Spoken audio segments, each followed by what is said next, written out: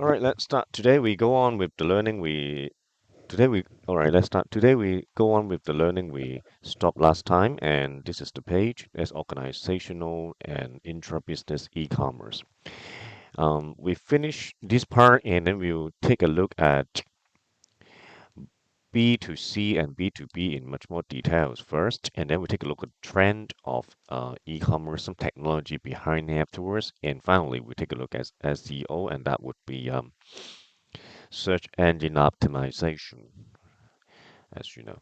Anyway, let's take a look at what this intra-business e-commerce first. Intra-business e-commerce, or some people call it organizational e-commerce. Now, this one may sound a little bit new to you. You may think in this way. However, I'm telling you, this is actually not new. We actually came across this before in chapter 7. Remember in chapter 7 we have a term there called iOS, right? Can you remember iOS? iOS stands for um, inter-organizational system, right?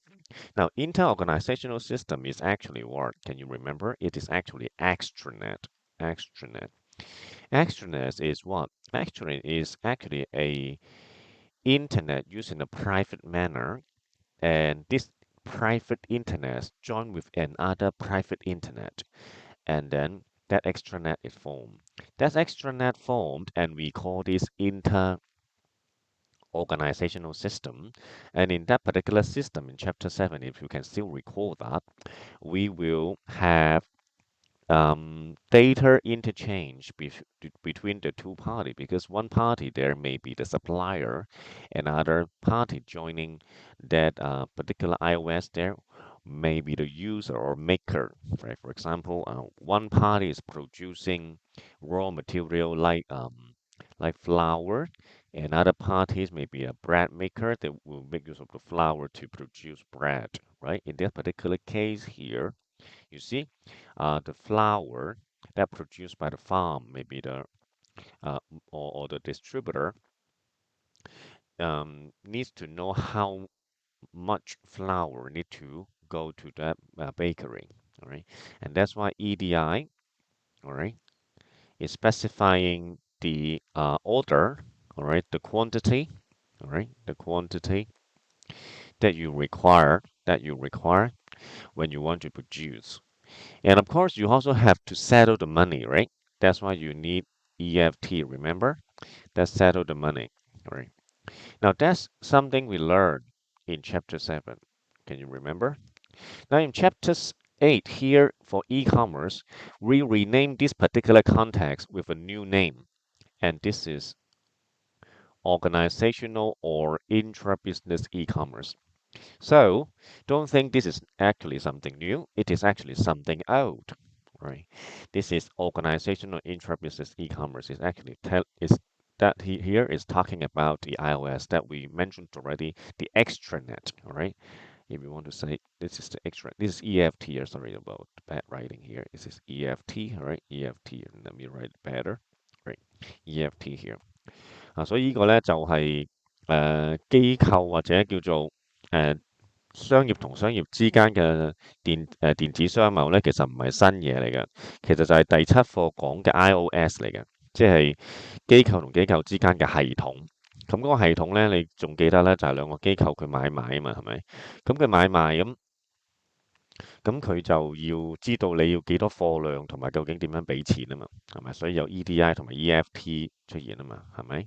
啊，咁喺第七課我哋叫咗佢做外互聯網啦 extranet。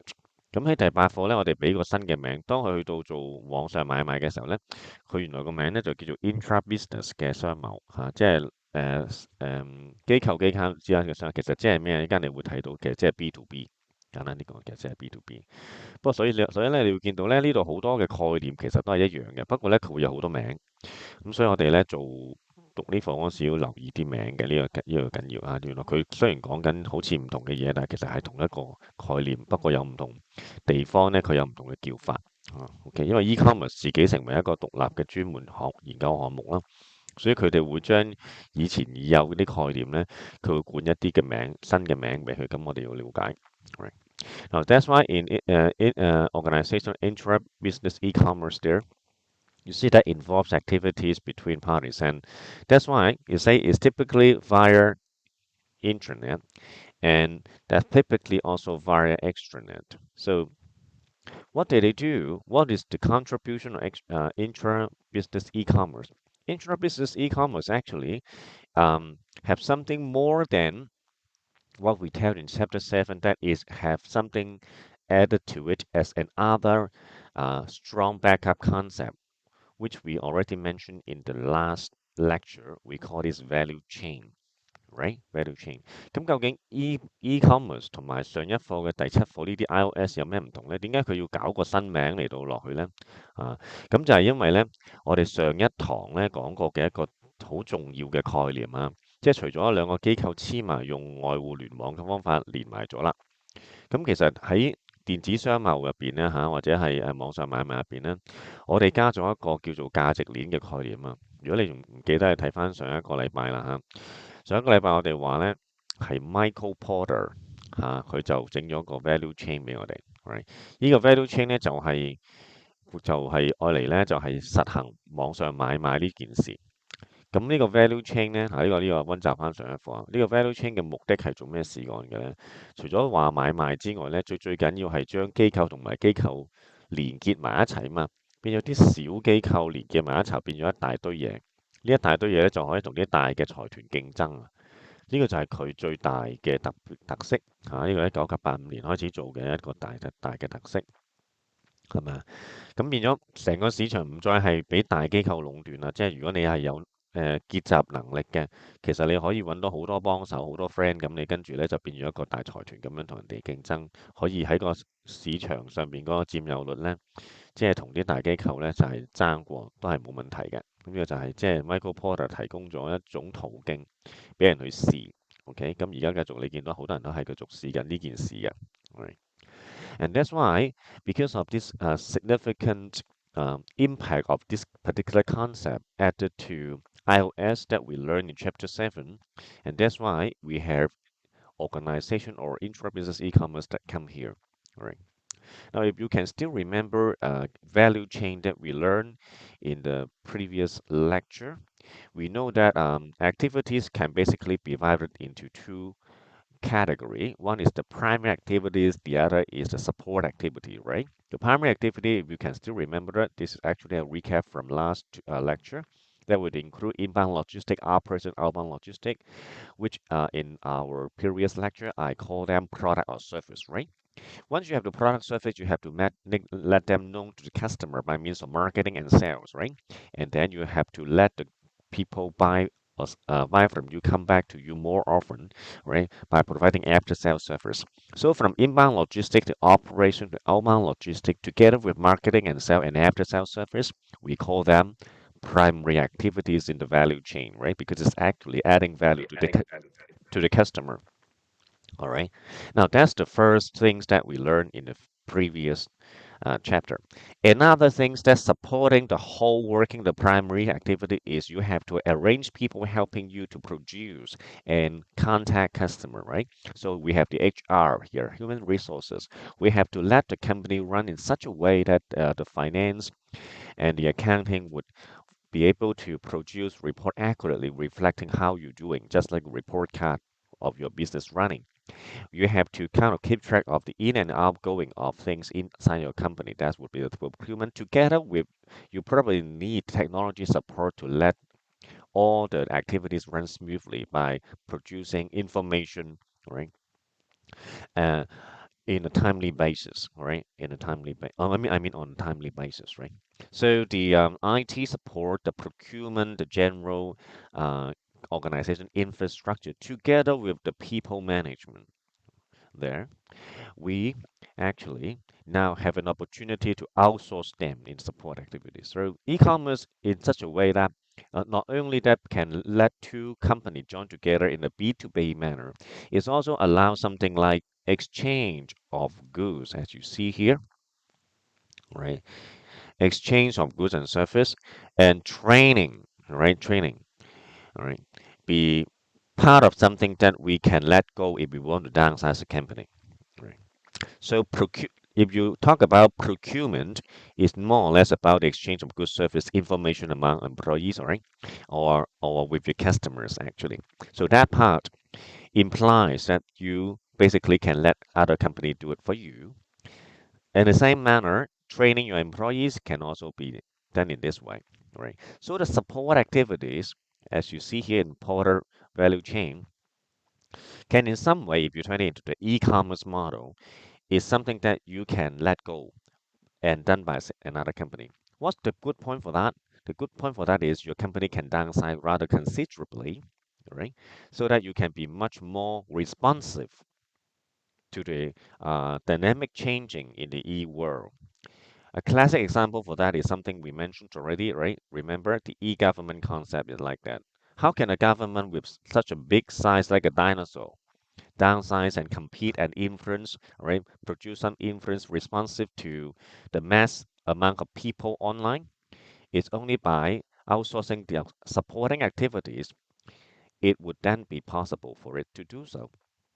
So big company is thinking about that also. And that's why we see more and more in our society, we have something called data center, data house, which take up these support activities of the value chain, allowing company to be much more focused on the things that the value they want to add to the customer. For example, let customer have more convenient booking things, right? Let customer have more convenient buying what they want, all right?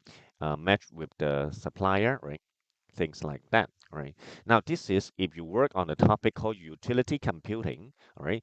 This is actually uh, some of the things that we can see in utility computing, right? Utility computing in such a way is you can always focus on your business, all right? Just like the Amazon Web Service there, and things like human resources, things like support of the procurement, things like IT, things like finance reporting. You can let the server or some other external party done for you, right? And then you can let your business run in a much more responsive, smaller manner. However, that doesn't mean that it is an absolute good. If you think about that seriously, you're gonna find out this also have a pitfall there. One of the pitfall, of course, is if you let your HR or human resources stuff done by someone else, you have a chance of having your information leak to the outside world. So whether you want your support activities supporting or support activities done by some other companies is always a kind of a question that people have to struggle, all right, in between. There is no absolute answer there, but there is a way there. Okay. And we see our world is getting more and more integrated, right? You see that actually this happens. And that's why some country that will be taking up the, say, production part, some country will pick up the servicing part, all right? And that's why in the world, we also rely more and more on the global supply chain, right? So that global supply chain is actually another interpretation, or we call it a further elaboration of e-commerce there. Okay, with that bear in mind, so you now see that e-commerce have an opportunity for you to outsource。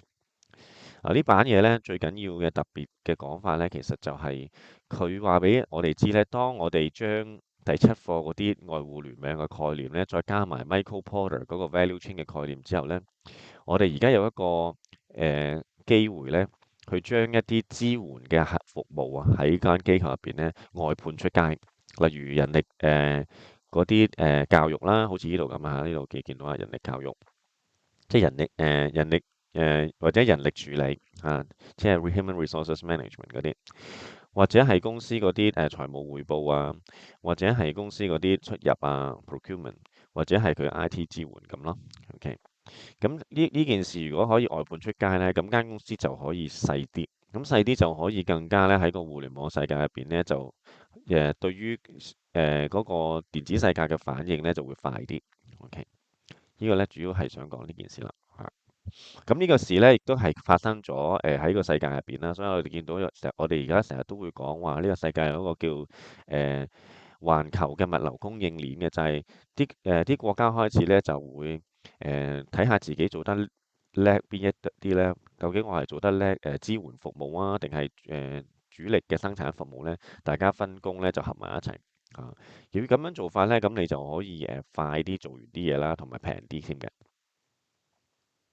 Now, and let's shift the focus and back to B to C because in the second half of this chapter here, we want to explore more on two particular model, I should say category actually, is category of e-commerce, B2C and B2B.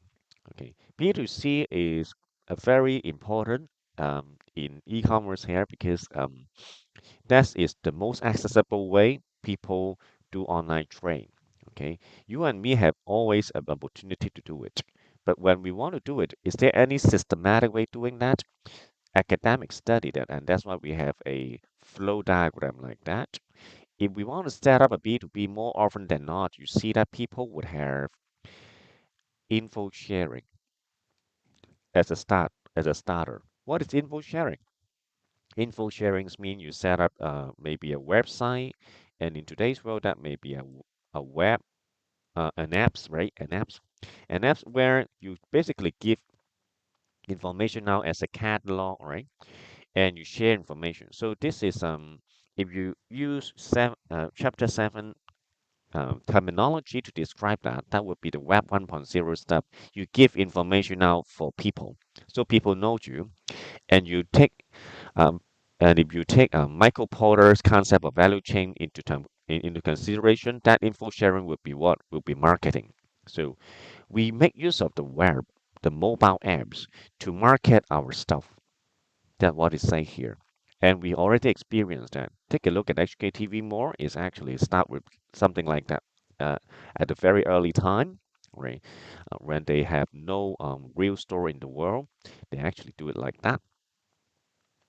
Now, once you let your own product service go to the outside world, the next thing is you have to figure out how people can get things from you and pay you, right? And that's why we have the ordering and payment.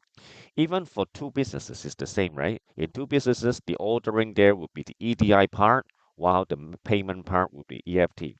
In individual selling, retail selling on the internet, things the same actually. So for the ordering, you are giving out forms, right? Or email, of course, or for the apps, it's also form for people to fill in so you know their order, you know how many things they want for particular items or how often they need for particular service, right? That would be ordering. That would be ordering. Now, once you know the order of people, you will have to know how to pay them, right? And that's why we have more and more payment options in the world. You see, we can pay with WeChat Pay, Alipay, right? Apple Pay and Visa Master System is the old one. Together with Hong Kong, now we can pay with the FDS, right? All those things are the fast way of settle, all right? Settle the money. Once the order is known and the money is settled, of course, then your product and service can go to the customer, and sorry, and that's what we meant by fulfillment.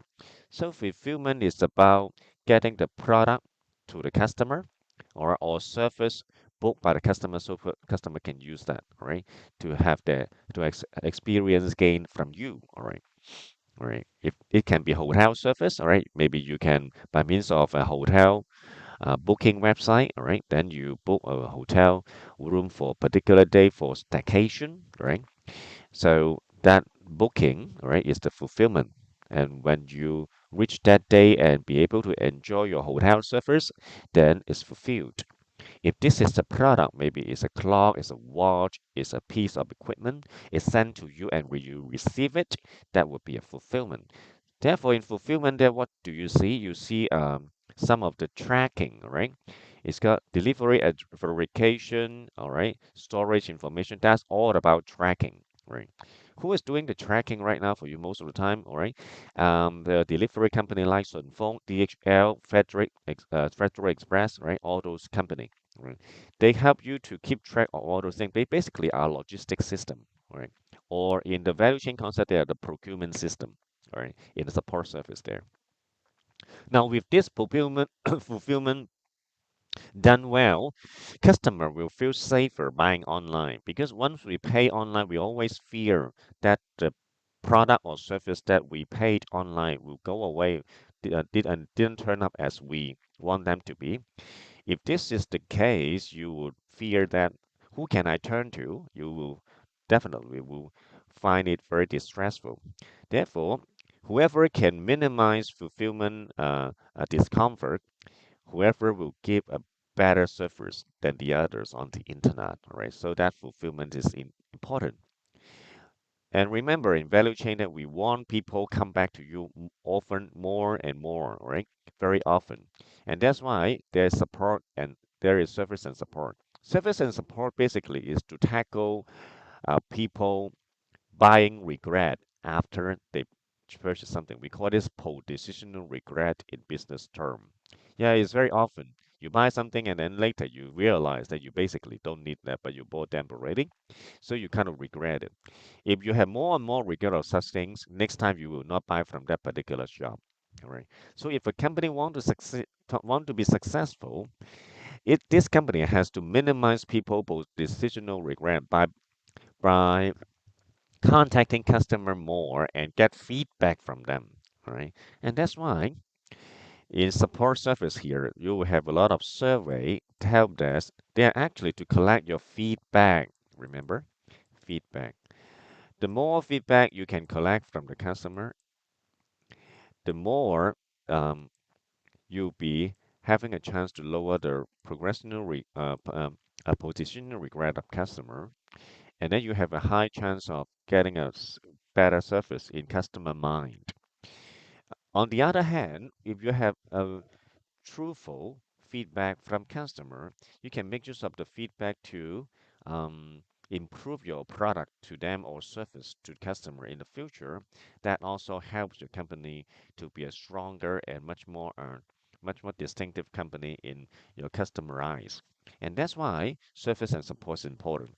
And that's why from in this diagram here, you see an arrow going back to info sharing. That means the information, the feedback you get from customer will improve your product so that next time when you are to share some of the service product to customer, it's gonna be a brand new stuff to them and they would have more interest buy from you again. With this process continue and continue, you will have a much more successful business to consumer e-commerce cycle. All right. Now, this continuous cycle here is important for the success of long term in the long term for a retailer because in retailing what's important for you is the frequency of buying. We call it the frequency of transaction because every time no matter how much a customer spend on you, the money they spend on you basically is limited. So it's only that you have a more frequent buy, all right, from the customer, your business can sustain longer, all right, with enough capital income, all right. And that's why, all right, this cycle is to kind of ensure more and more buying from many different customers. Okay, that's B2C. B2C as compared to B2B much more simpler as you see here. Try to get yourself remember this cycle, right? Because this is an important um, routine and that people summarize after they conduct many years of online trade with individual customers. On the other hand, business and business join together. That happened since 1960s. And that rests on the base of two companies join network together and exchange information. So one normally take the role as a supplier, the other all normally take the role as a distributor or user or producer. Right? And that's why in B2B, you will not surprise to find that they would have terms like intranet, extranet, virtual private network. Can you remember them? They are all actually chapter 7 concept, right? They're all chapter 7 concept. Now with all those concepts here, you'll be able to let your order and that EDI is about the quantity, remember? And you'll be able to let the payment settle pretty well, right? This would be actually called the supply chain management or supply network management. We're going to learn more also about supply network or supply chain management later in chapter 11, but this is the base, right? But this is the base, remember. And with company model itself into value chain, they use all we learned in chapter 7 for the B2B communication and business transaction. These let them lower the production cost and improve the accuracy over there. All right. So this is important. And turning buying and selling into much more machine-like, we call, then therefore you see fewer and fewer people needers to handle the task in between. Right. That's why you see the labor cost here increase. That's right, decrease. Well, with the decrease of the labor cost, don't think that that people will go jobless. Yeah, people actually would go with fewer jobs for some of the stuff that we have in the production, but they can be redeployed to enhance the service to the customer, right? So you see then that in some economy, just like Hong Kong, people then shift to more on more and the customer service because the success normally for e-commerce is that people always come back to you. So if you can provide more human service with good handling, from time to time your business will give customer good image. Right. So there will be a redeployment or a shift of job nature from labor, all right, to more customer caring and humanities aspect of the job. So B2B, if we have to take a look at that further after 1960, it's actually divided into four big types. The first type, the first three types, we call it the major type of the B2B, concentrating on either the seller, the buyer side, or as a middle person. All right. Now this one intermediary is actually also something we mentioned in the last lecture is the brokerage model. So the brokerage model is part of B2B. All right. Apart from that, as we know that the definition of e-commerce is to link different parties together. So B2B also take up the part of linking by setting up a model called the trade partner agreement model. All right. So let's explore more about them. Seller side market model. Seller side market model is a very traditional way that B2B happens. As we mentioned earlier, one may be a supplier of raw material, the other may be the user, right? Okay, so traditionally, if one is supplier, they may be supplying some raw material, and we call that specialized market. So specialized market is normally about stuff like that, right? They produce something rather raw because they normally come as the input or inbound logistic in the value chain. And some of the user, all right, some user company like the bread or the or the big distributor who gather them, right, and then they resell for much smaller side customer. That's normally the case, and that's why we call it a specialized market. Well, when we say this is a specialized market, you can kind of anticipate that the transaction amount every time there in the B2B set-aside model will be rather big, but the transaction frequency will be rather few because every time you order some or raw material, maybe you order a lot, and the frequency therefore may not be quite big. All right. So in B2B e-procurement here, what is the breakthrough here? You see the for the e-procurement, the employee in organization they can have a direct um, contact with suppliers. This actually, if you take a look at the Porter's five model that we mentioned in chapter one, this would undermine would undermine the supplier bargaining power, all right, in the market. With e-procurement, you be able to contact different supply direct. So no longer one supply can kind of monopolize the market. And then we can have more information from different suppliers. With that, we can compare and then we can choose the supplier that with the most affordable price and terms. Right? And that's the contribution of e-procurement here that we're talking about. And therefore, in set-aside market model here, they always have the kind of purchase approval procedure and many company approved catalogs and pre-negotiated price for people to look at. All right.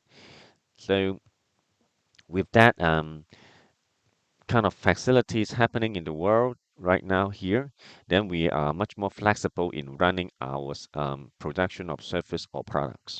Okay. So some company allow this happen in a very flexible way, and they are normally the IT company like IBM, Oracle, or SAP, right? And that's e-procurement. That's e-procurement.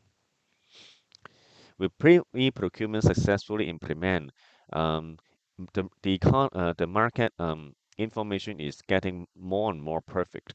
That means the flow of information in the market is getting higher and higher, and that's a good thing for producer or user, actually, or business owner.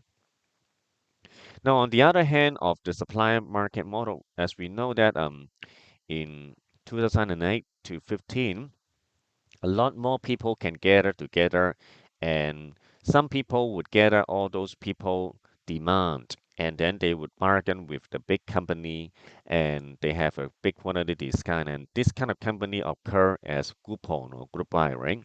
And also price line, right? So the category we mentioned, C to B, if you can still recall in the previous lecture, is actually this buyer side market place model that we are talking about in B2B. All right. So the buyer side market model in B2B is talking about some company that gather a lot of the customer needs together, and then they bargain with the large corporation for bigger quantity discount. All right. And some large company is very much willing to deal with these group buy group homes company because they can let them get rid of their production pretty quickly. And that's why they will treat them with higher priorities in the business terms. Now, for company that can have a group of buyers organized together and ask for service or products, they would normally be able to formulate as a request for quotation, right? We call it RQFs. Now, this C2B allows company to get product service in a much cheaper manner. This is a uh, good things because with a lot of the different people gather for a particular product or service, you can minimize the admin cost here, the admin overhead cost, and also you can let a lot more people buy with a uniform low price. That would, in a certain way, decrease the positional regret of people purchases. And also you can buy things in a much more faster manner. More efficient means faster, all right? So if you can cut the cost of a mint in your buying of a particular products, and you can buy the stuff fast, and also you can buy the things in a uniform manner, people when they compare, they would have less regret. And that's why C2B is quite successful, all right, after 2008.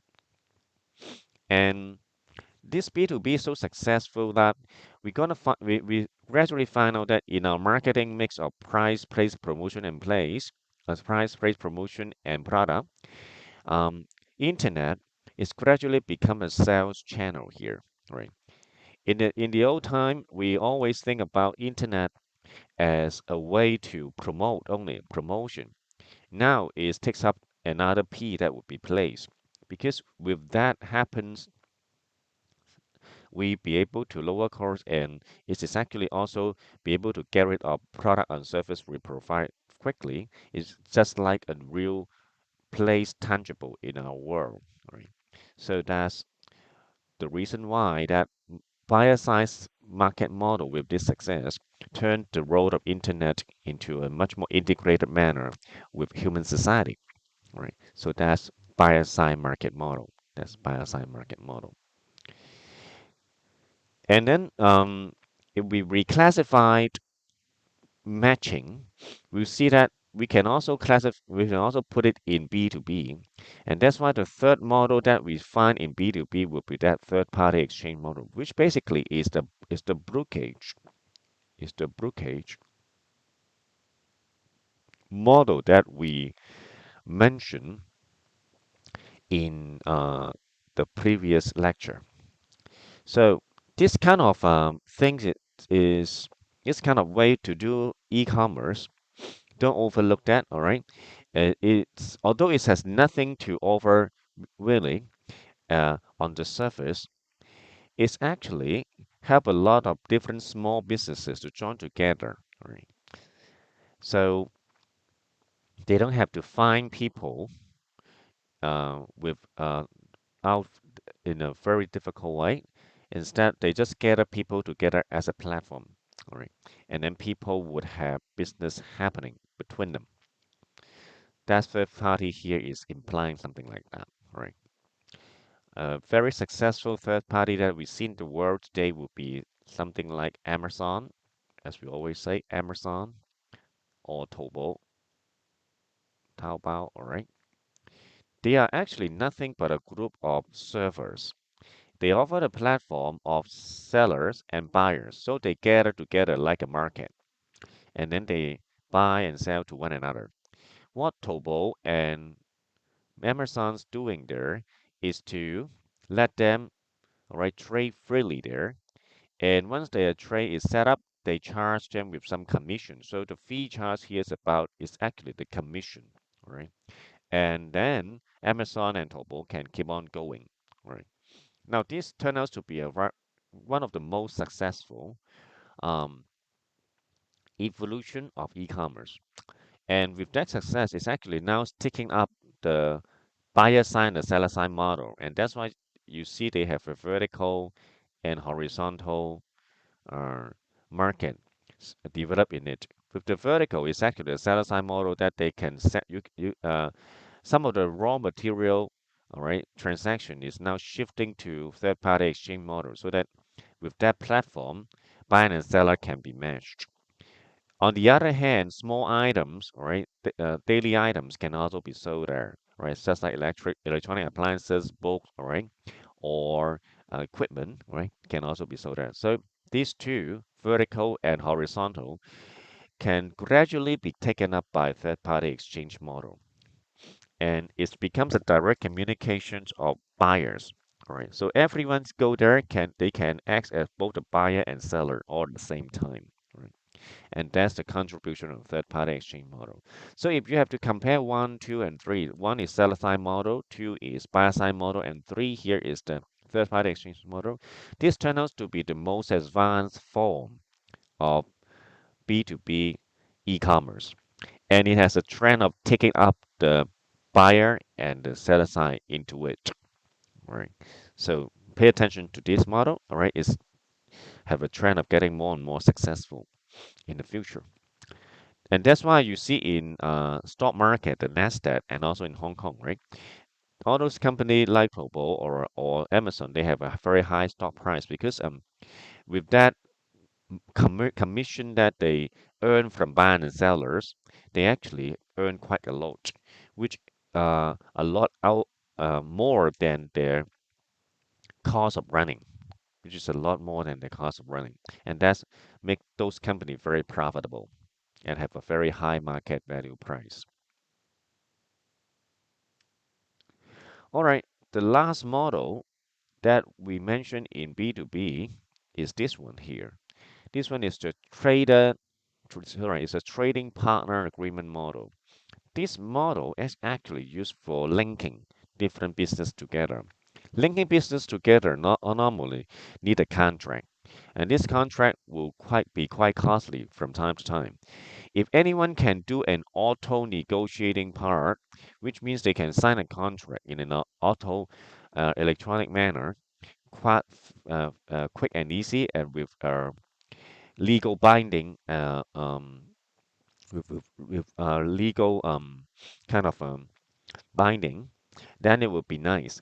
And that's why we start seeing more and more company set up just like the just like a seller just like the Third-party exchange model, they try to bind company together as a strategic alliances so that they can compete with big company on a much stronger basis. All right.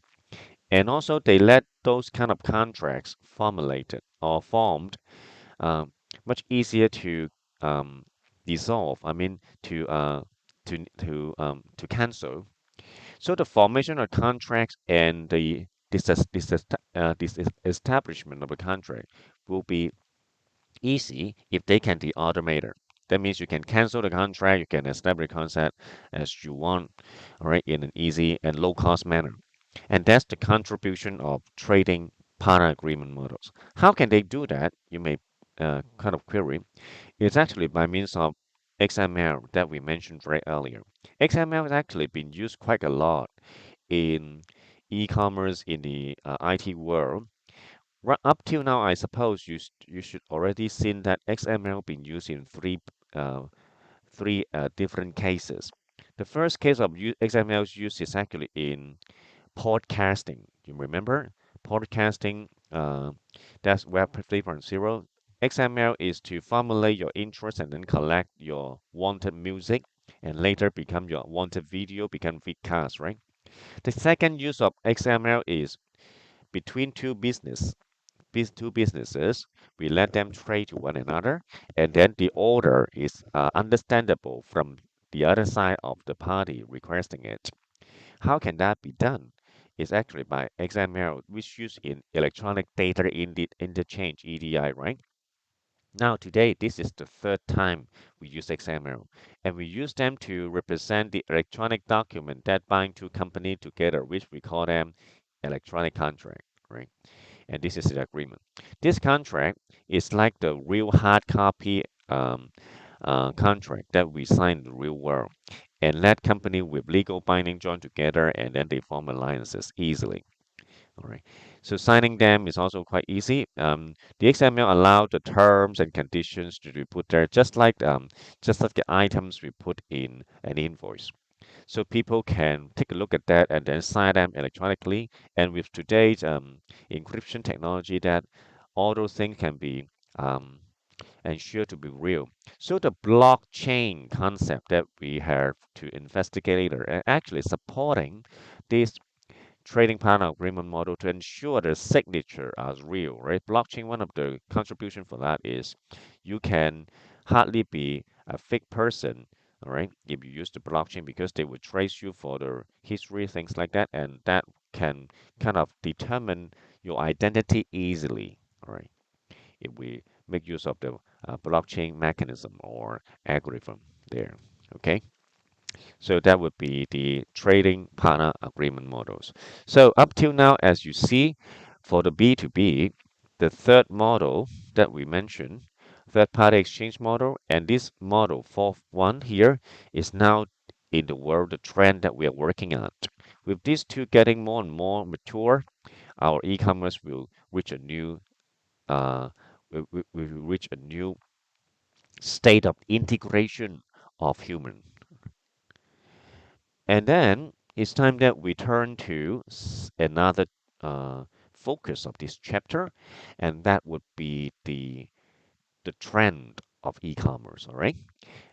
Um, Maybe we first take a break for about 10 minutes, and then once we come back again, we'll take a look at that. All right. So let's stop here.